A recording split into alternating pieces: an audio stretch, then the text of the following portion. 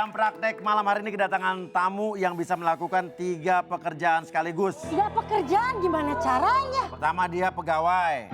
Pegawai. Tapi dia juga supir ambulans. 2 nih supir ambulans. Tapi dia juga tukang mandiin jenazah.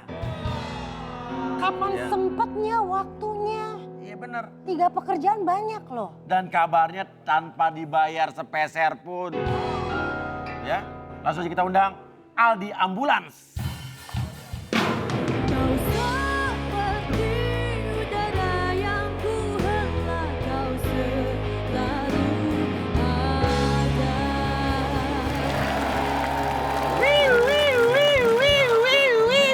Mas Aldi. Kenapa yang kalau ngeliat Mas Aldi ngeliatnya ngiu-ngiu-ngiu? Ya, kan bukan gitu bunyinya kan. Mas, ini jobnya banyak banget kan 3 pekerjaan sekaligus gitu ya? Yang kerja pegawai di mana nih? Saya kerja di kantor pajak. Nah, tapi untuk melihat Pak Aldi ini, dia lebih senang jadi tukang pajak, tukang ambulan, apa tukang mandi jenazah? Kita lihat dulu videonya nih. 14 tahun mengabdikan diri sebagai seorang pemandi jenazah sekaligus sopir ambulans bukanlah sebuah perjalanan yang mudah. Ya, berbagai pengalaman di luar nalar kerap saja terjadi, tak terkecuali hal mistis dan menyeramkan. Menariknya, semua pekerjaannya itu ia lakukan dengan hati yang ikhlas, bahkan tanpa perhitungan. Aldi rela membeli armada ambulansnya sendiri. Lantas, bagaimanakah kisah Aldi sang sopir ambulans tanpa pamrih menjalani profesi mulianya itu? Simak di Jam Praktek.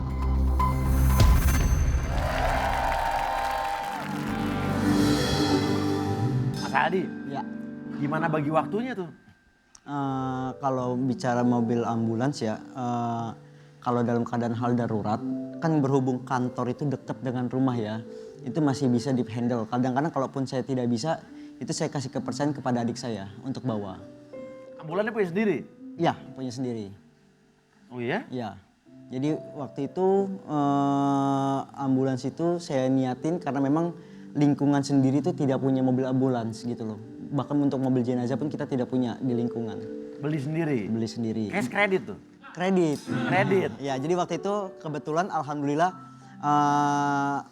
ketika saya lagi niat untuk nabung buat DP-nya, dapat jalan dari orang lain, donatur yang ingin ngebantu DP-nya, dan saya cuma mikirin bulanannya doang gitu.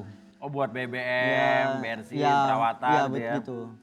Dan semua pelayanan saya nggak pungut biaya gitu, jadi semuanya murni yang ada di situ itu murni pemasukan dari pribadi dan juga kalau kadang ada donatur yang benar-benar ngasih untuk operasional ambulansnya itu. Gitu. Emang gajinya pegawai pajak tuh cukup buat beli ambulans Pak? Kalau saya kan bukan pegawai negerinya. Bukan pegawai negerinya. Pegawai apanya nih? Pegawai pemerintah non pegawai negeri. Jadi bahasa kasarnya mungkin honorer gitu ya. Honorer. Nah apalagi honorer kan Pak? Guru honorer aja kan gajinya kecil ya kan Pak? Nah, Ini gimana itu cukup Pak gajinya buat bayar cicilan ambulans ya Pak? Kan gratis tadi itu katanya. sejujurnya saat ini udah nggak ada ambulansnya. Gak ada. Udah nggak ada. Gimana Jadi, ceritanya Pak? beberapa bulan lalu saya itu sempat putus kerja. Putus kerja? Ya, sempat putus kerja dan ambulans itu saya bertahanin selama nggak punya pekerjaan itu selama 5 bulan. Bayar cicilan terus? Bayar cicilan sampai saya tuh pada mentok akhirnya sampai jual motor, jual semua barang yang saya punya untuk ambulan itu. Dan pada akhirnya saya nggak bisa bayar, ya saya ikhlasin ambulan itu diambil leasing. Sekarang Bapak udah nggak punya ambulans? Ya, Nah tadi bilang juga Bapak juga mandiin jenazah kan? ya. Itu gimana Pak? Jadi Bapak yang nganter itu jenazah, Bapak Yang yang mandiin nyetirin jenazah ambulans juga juga? gitu? Ini gimana tuh Pak? Ya kan saya kan ini kan pengurus masjid ya. Saya kan dari pengurus masjid itu ikut pertama kali gabung ke masjid itu remaja masjid dari kelas 3 SD. Dulu itu kita kalau masih kecil itu ya kalau ada yang meninggal paling kita disuruh ngangkatin barang gitu kan. Pemandian gitu kan, terus cari batang pisang, pelepah pisang gitu. Nah, untuk pertama kalinya saya ikut bener-bener sampai mandiin itu pas kelas 1 SMP. Itu ikut ustadz saya, guru saya itu. Dan akhirnya sampai sekarang pun jadinya keterusan. Jadi kalau misalkan itu sama ustadz saya berduaan gitu mandiin itu. Kadang-kadang saya jadi asistennya gitu. Masih sampai sekarang? Sampai sekarang. Gimana kalau tadi kan Bapak bilang kalau lagi kerja adiknya yang nganterin gitu ya? Ya. Tapi kalau misalnya benar ada panggilan tapi adanya nggak bisa segala macam gimana Pak? Kita punya tim, kita Ada timnya? ada organisasi itu cuma 10 orang isinya yang saya percayain doang, itu pun nggak banyak. Dan itu orang-orang yang kayak contoh saya misalkan ada yang buat nulis papanisan itu sendiri gitu loh. Paketnya Iya, ada yang nulis papanisan, ada yang ngurus untuk tim ke lapangannya, pemandian jenazahnya itu ada sendiri semuanya. Semua nggak dibayar? Semua nggak dibayar, itu murni saya yang ngeluarin dari saya. Oh jadi Bapak justru yang Ngeluarin buat ongkos-ongkos mereka? Ya, karena kalaupun ada donatur yang masuk itu benar-benar buat operasional mobil. Kayak bensinnya aja gitu loh. Itu pun kadang-kadang nggak nutup karena memang nggak banyak gitu. Iya, Itu iya. doang. Kalau Aldi berarti organisasi itu apa? Pemimpinnya berarti? Ya. Ketua yayasan, ketua apa nih? Kita bilangnya sih cuma organisasi biasa aja ya. Kita namanya SIDAK. Sigap dalam Kepedulian. Oke. Nah, motivasi Aldi apa nih mau ngerjain? Kamu udah enak punya kerjaan di bidang pajak gitu ya. Tapi masih mau mengerjakan hal seperti ini yang ibaratnya kamu harus ngeluarin biaya gitu loh. Ya. Apa, Di? Karena awalnya ya saya ngerasa ya banyak orang. Saya ngerasa gini, di lingkungan saya itu ada beberapa orang yang kayak ya nggak cuma sedikit lah pasti banyak. Ya. Mereka itu kadang-kadang dalam keadaan berduka aja masih mikirin biaya. Iya. Betul, masih mikirin biaya. Bahkan untuk kayak mandiin, saya tuh sempet denger salah satu keluarga tuh ngomong, bayar pemandian berapa sih? Ngomong gitu. Bayarnya mahal nggak punya duit. Itu keluarga miskin banget. Ya. Saya pun makanya jadi acuan ke situ pertama. Kedua pun ya saya mikir suatu saat saya akan di posisi mereka. Entah saya ataupun keluarga saya. Mudah-mudahan saya mikirnya ketika saya di posisi itu jalannya selalu gampang itu doang. Iya ya, sekarang tanpa disadari memang banyak masyarakat termasuk di kota-kota besar sekalipun yang saat ada keluarganya meninggal mereka dalam keadaan berduka mereka bingung. Iya betul. Biaya ini, biaya itu gitu kan segala macam. Makanya kan ada yang namanya uang duka segala macam. Betul, gitu ya. itu ada. Makanya saya pernah, saya tengah malam, jam 1:30 malam itu dipanggil sama orang, warga saya, salah satu warga, katanya dia bilang bapaknya sakit gitu. Saya datang tengah malam ke rumahnya dia, itu warga udah pada kumpul. Ya kalau dilihat sekilas udah nggak napas gitu ya kan. Terus saya disuruh periksa gitu kan, tengah malam itu saya suruh periksa, banyak warga nanya, ini gimana, masih ada apa enggak. Pas saya cek emang nadinya tuh lemah sekali. Saya tapi sempat ngerasain, oh ya ini ada gitu, ayo bawa ke rumah sakit gitu kan, ayo bawa ke rumah sakit. Saya udah mau gotong itu istrinya nahan saya. Di, kalau bawa ke rumah sakit bayarnya gimana? Ibu nggak punya duit sama sekali. Udah Bu, masalah biaya belakangan. Yang penting ini dapat pertolongan dulu saya bilang. Dia sempat nggak yakin, udah nggak usah. Saya nggak punya duit, beneran nggak punya duit. Saya tanggung jawab, saya bilang. Akhirnya saya bawa ke rumah sakit, nyampe di rumah sakit itu bener udah meninggal. Di perjalanan lah itu, udah nyampe depan rumah sakit itu meninggal. Pas mau keluar itu dimintain biaya. Istrinya datang lagi ke saya itu, istrinya almarhum, ngomong, Di, rumah sakit minta biaya. Ibu udah nggak punya duit. Ini ibu cuma punya duit 20.000 dan sisanya tuh tinggal 16.000 karena dipakai fotokopi. Ibu udah nggak punya duit. Itu pun saya tolongin sama keluarga saya. Maksudnya saya sama kakak saya nolongin untuk supaya mengeluarkan jenazah itu gitu loh. Itu makanya dari hal-hal yang banyak yang saya lihat kayak begitu ya nyadarin saya lah. Banyak orang yang nggak seberuntung. Walaupun saya sendiri menurut saya nggak beruntung gitu ya. Tapi ada yang lebih parah dibanding saya gitu loh. Ada yang lebih membutuhkan dibanding saya. Awal pertama kali bawa mobil ambulans tuh gimana? Kepikiran beli mobil ambulans, bawa mobil ambulans? Jadi kalau dulu kan pertama kali memang awalnya kita di lingkungan tuh ada mobil ambulans ya. Nah kebetulan mobil ambulans ini tuh taruhnya di masjid. Ada kuncinya gitu, tapi supirnya nggak tinggal di situ gitu. Nah saya tuh setiap hari suka iseng habis sholat subuh itu manasin. Sampai akhirnya belajar mobil pun dari situ. Oh pertama kali belajar dari ambulans? Iya, pertama kali belajar mobil pakai ambulans dan pertama kali keluar bawa mobil itu bawa jenazah. Itu semua tetangga pada tahu semuanya. Jadi pertama kali kamu bisa bawa mobil dan keluar jalanan tuh bawa jenazah? Iya. Itu jenazahnya nggak takut bangun lagi loh? Baru belajar nih gitu. Saya malah takut ikut nemenin jenazahnya.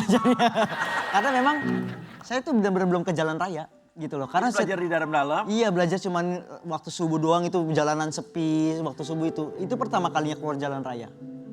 Itu kelas itu SMA. Tuh. Tapi kan waktu itu kamu masih SMA pas bawa mobil itu. Ya, Dimarahin lulus, warga nggak? Dimarahin habisnya. Dimarahin gimana sih? Enggak, Habisnya tapi dimarahin? bukan sama warga, dimarahin sama pengurusnya. Oh. Sebenarnya sih saya sih ngakunya udah benar gitu. Saya udah nelpon pengurusnya. Kenapa bisa sampai saya maksain bawa? Karena pengurusnya di telepon nggak ada yang bisa. Jawab. Dan itu pun dadakan posisinya. Dia mau dimakamin abis asar. Dia datang ke saya itu 10 menit sebelum asar. Jadi ya udah saya mau nggak mau. Bahkan saya sempet nggak yakin lagi, nggak percaya diri ketika nyampe di rumah duka itu saya telepon tetangga saya untuk gantiin. Terus tapi tetangga saya nggak mau, katanya udah biar bisa, katanya ngomong gitu. Iya. Sempet gak pede ya. Iya, sempet gak pede. Nah, pengalaman bawa mobil jenazah. Pertama takut dong kamu? Saya dulunya penakut. Dulunya penakut? Penakut. Terus gimana pengalaman pertama bawa mobil jenazah? Lebih takut nyetir pertama kali keluar jalan apa lebih takut karena di belakang aja ada jenazah? Lebih takut jalanannya sih saya. Seriusan. Ha. Lebih takut jalanannya, apalagi Tanjung Priok kontainer semua gitu ya. Iya. Iya, Tanjung Priok kontainer semua. Dia lebih takut jalanan sih. Kalau sejujurnya lebih takut jalanan. Cuman kalau yang paling berkesan itu yang benar-benar sampai wah ya pertama kali mandiin jenazah gitu loh. Pertama kali Iya. mandiin jenazah gimana Ya, tuh? kalau pertama kali mandi jenazah itu ya saya ngeliat mayat posisinya kaku gitu ya kan. Terus kayak kadang-kadang megangin kukunya gitu ketika mandiin gitu kan. Oh ya ini kaku ya, kalau mayat itu kalau udah meninggal gini ya mati ya. Terus saya selesai mandiin itu ke masjid, saya ngomong sama guru saya. Oh iya emang mayat itu kayak gitu ya emang ya gitu ya kan. Badannya susah gini kan, digerakinnya susah, di ini udah kaku semuanya. Terus mamang saya ngomong kayak gini. Itulah yang lebih penting dari mandiin jenazah. Itu bukan pertama, ya doa mah belakangan lah. Tapi kekurangan si jenazah jangan pernah diceritain Iya. gitu. Itu yang saya diajarinya seperti itu. Makanya ya banyak lah hal-hal yang kayak bukan kekurangan sih ya, lebih ya kayak hal-hal janggal juga pun saya pun banyak nemuin kayak begitu gitu ya. Hal apa? Janggal. Apa hal janggalnya? Ya mungkin ada ya. Saya pernah sama ustadz saya itu, sama guru saya itu mandiin jenazah. Ketika jenazahnya sudah selesai, kan itu kan tahap terakhir kan wudhu ya. Ketika wudhu itu tiba-tiba saya ngeliat, orang pertama saya yang lihat darah itu keluar dari mulut. Dan itu pun seperti kayak orang nyembur ya. Ya. Karena kan itu kan barengan sama air yang masuk ya buat wudhu gitu ya kan. Tapi itu kayak bener-bener disembur gitu. Saya pun kaget gitu kan. Itu darah itu gak berhenti-berhenti sampai akhirnya ya kita putusin untuk dibungkus dalam keadaannya darah itu masih keluar gitu. Mungkin dari segi medis mungkin ada penjelasan mungkin ya. Iya. Tapi kita saya juga pribadi namanya manusia pasti kadang-kadang ya nyangkut mautin ada aja lah ya. Apa pada saat itu sangkut pautnya? Pikirnya apa dulu? Enggak, saya nggak mau ngomong kalau ini. Nggak mau ngomong. Takut kalau ini ngomong nggak. Kalau untuk jenazah itu kan katanya kan nggak boleh ada behel atau mungkin pakai apa. Ya. Itu gimana sih jenazah yang ada behelnya, ada Gigi palsu. gigi palsu gitu? Ya selama itu bisa dilepas. Dilepas. Mas Aldi mencoba melepaskan itu? Pernah saya nemuin salah satu jenazah korban kecelakaan, lidahnya ada tindikan. Kita udah usahakan beberapa kali lama gitu. Yang pada akhirnya ya kita minta sama keluarga untuk diikhlasin jenazah bawa itu. Dikuburkan dengan membawa tindikan di lidah. Oh nggak bisa, nyopotnya nggak bisa? Kenapa nggak bisa? Ya karena posisi mulutnya nggak terlalu kebuka lebar. Dan jenazah nggak boleh dikotak-katik kalau udah meninggal gitu kan. Nggak boleh dibongkar, istilah kata bongkar giginya itu nggak boleh gitu kan. Jadi ya kita minta sama keluarga untuk ikhlas. Oh iya. Jadi selama kalau masih bisa dibuka kita buka, ya kalau enggak ya kita nggak bisa memaksakan kondisinya gitu loh, nggak bisa. Apalagi ya, hal mistis pernah nggak waktu Kalau hal mistis lebih ke banyaknya di ambulans. Gimana apa? Mobil jenazah. Saya dulu pernah bawa jenazah dari Jakarta ke Selawi. Nah ketika di Selawi, si jenazah ini almarhum ini di Jakarta itu perantauan. Seorang ibu tapi dia cuma sama anak doang gitu loh. Ketika dia meninggal,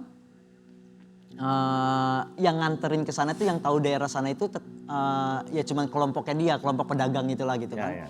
Jadi sama mereka gitu. Saya itu berangkat sekitar jam 8 malam. Jam 8 malam dari Jakarta berangkat ke Selawi.